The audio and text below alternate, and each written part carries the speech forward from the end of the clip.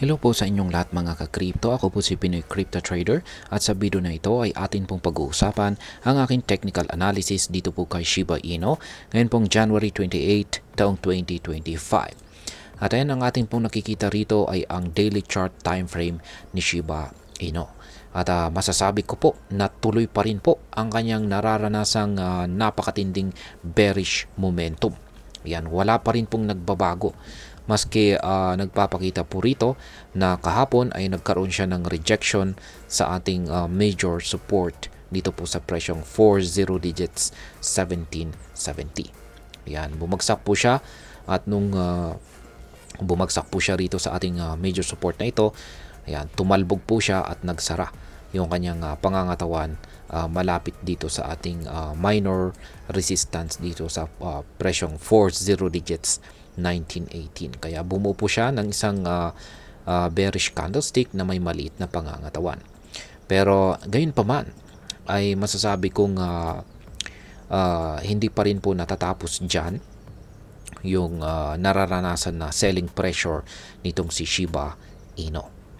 Yan, sapagkat base po sa ating mga indicators, ayan, ang ating House Wheat indicator ay nananatiling kulay red. Ayan, at habang humahaba po ito, ay mukhang hindi man lamang po nagbabago yung kanyang curve at patuloy po ito sa paglaki. Yan, patuloy po sa paglaki ang sukat nito. Yan, mas malala yung ating QQE bars dito. Yan, kulay red na malalaki ang mga sukat nito. Ibig pong sabihin ay malakas po, masyadong malakas ang selling pressure na nararanasan nitong Shiba Inu. Ibig pong sabihin ay marami pong nagbebentahan ng kanilang SHIB.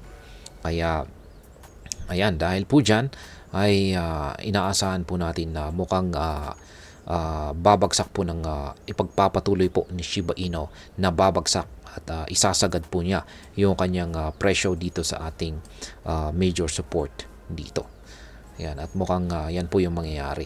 At dahil dyan, at nagpapakita naman po na matibay yung ating support zone dito sa presyong 40 digits 1770 kung saan ay napatunayan na po niya yung ayan, yung pagtalbog ng candlestick natin kahapon.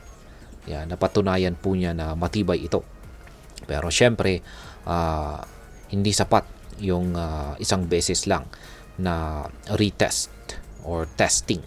Kaya sa tingin ko ay muli pong susubukan ni Shiba Inu na tetestingin ulit yung ating major support na ito.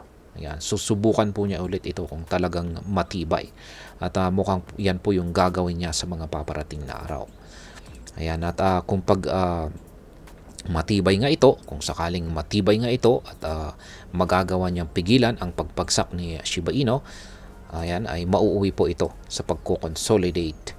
Ayan, mauuwi ang market price ni Shiba Inu sa pagko-consolidate sa ibabaw nito. Pero kung sakali man na nabasag ito, ayan, sakaling tinulak ng mga bears ang market price ni SHIB at na sila ay nagtagumpay na basagin ang major support natin dito, ay syempre yan po, mataas ang chances na magpapatuloy sa pagbagsak ang market price ni SHIB. At ito po ay babagsak hanggang dito sa sunod na major support natin dito sa presyong 40 digits 1481. Kaya yan po ang posibleng mangyari kung sakaling nawasak yan or nabasag ang major support natin dito. Yan, kung kapag nagpatuloy po talaga yung ganito na QQE bar formation natin dito at House Wheat indicator natin dito, ay pataas po ng pataas ang posibilidad na mababasag ito. Yan. Pero kung pag nakita po natin na lumiit na or lumiliit yung sukat ng mga QQE bars natin, ay dyan po natin masasabi na hanggang dito na lamang ang ibabagsak ni Shiba Inu. Kaya yan po yung binabantayan natin dito kay SHIB. Yung una ay yung ating QQE bars, yan, yung mga sukat ng QQE bars natin dito. At yan, yung magiging interaction ni SHIB sa ating major support dito. Kaya yan, Pero gaya ng aking sinabi kanina ay bearish na bearish pa rin po. Nananatiling bearish na bearish pa rin po ang kalagayan ni Shiba Inu. Lalong-lalo na at nitong nakalipas lamang na January 25 ay kababasag lamang ng ating triangle pattern dito. Yan, nakaranas lamang po siya kamakailan lamang ng isang breakout dito sa lower portion ng ating triangle pattern dito na binubuo ng dalawang kulay puti na linya. At syempre sa mga hindi po nakakaalam dyan, kapag nagkaroon po tayo ng breakout sa lower portion ng ating pattern, ay yan, bearish breakout po yan na nauuwi sa isang matinding pagbagsak. Ayan. Kaya ayan, hindi pa siya nakakalayo sa lower portion ng ating pattern na ito. Kaya kung pagbase po sa ating pattern, ay posible po talaga siyang bumagsak hanggang dito sa ikalawang major support natin, 40 digits 1481. Yan, base po yan sa ating pattern. At mangyayan po ang mangyayari kung pag nagpatuloy po ang nararanasang bearish momentum nitong si Shiba Inu.